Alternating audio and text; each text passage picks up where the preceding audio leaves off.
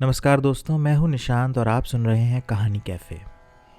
आज कहानी कैफ़े में आपको एक सुनाऊंगा शॉर्ट स्टोरी और आज की शॉर्ट स्टोरी का नाम है इरादे।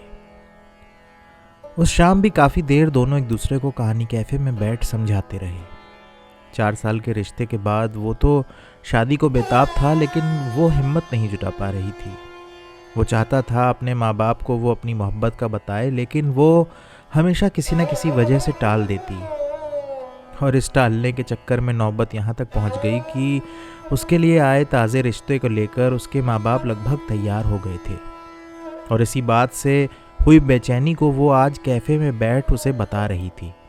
और वो हमेशा की तरह उसे हौसला दे रहा था कि वो हिम्मत दिखाए और अपने मन की बात अपने पेरेंट्स के सामने रखे। मगर वो कभी हिम्मत ना कर पाती। इस बार भी कमज़ोर महसूस कर रही थी। वो जब भी रिश्ता मांगने उसके घर आने की कहता, वो हमेशा अपने माँ बाप के गुस्से से घबराकर उसे रोक देती। और आज वही सब याद कर उसके रवैये से खींच कर बोला, न जाने कौन सा डर है तुम्हारा जो हिम्मत नहीं जुटा पा रही हो अपने पेरेंट्स को मेरे बारे में बताने से। अब तो नौकरी भी करता हूँ। तुम्हारी इसी हरकत के चलते आज तुम्हारा रिश्ता ऑलमोस्ट फाइनल हो गया है और हम दोनों बेवकूफ़ों की तरह तुम्हारी बेवकूफ़ी पर रो रहे हैं। अब झल्लाते हुए वो बोली, अच्छा अब दिमाग ना ख़राब करो, मैं वैसे ही परेशान हूँ।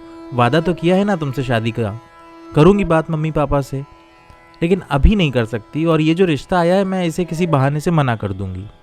वादा किया है तो निभाऊंगी भी। सालों के उसके इसी रवैये से मानो पूरी तरह खींच कर वो बिना कुछ बोले वहाँ से जाने के इरादे से उठ गया। अचानक उसके उठने से वो हैरान होकर पहले उसे देखती है, फिर जब समझ पाई कि वो जा रहा है तब बढ़कर उसका हाथ पकड़ते हुए बोली, अरे अब गुस्सा छोड़ो, कहा ना वादा किया है तो निभाऊंगी। ये सुनकर उसके कदम रुक गए। उसने मुड़कर उसकी नज़रों में नज़रें डाली और एक पल उसे देखने के बाद अपनी कलाई से उसकी कलाई की पकड़ हटाते हुए कहा, मोहब्बत वादों से नहीं इरादों से की जाती है। ये कहकर वो वहाँ से उसे छोड़कर चला गया और वो वहीं पीछे खड़ी रह गई। शायद उसके साथ चलने का इरादा नहीं कर पाई।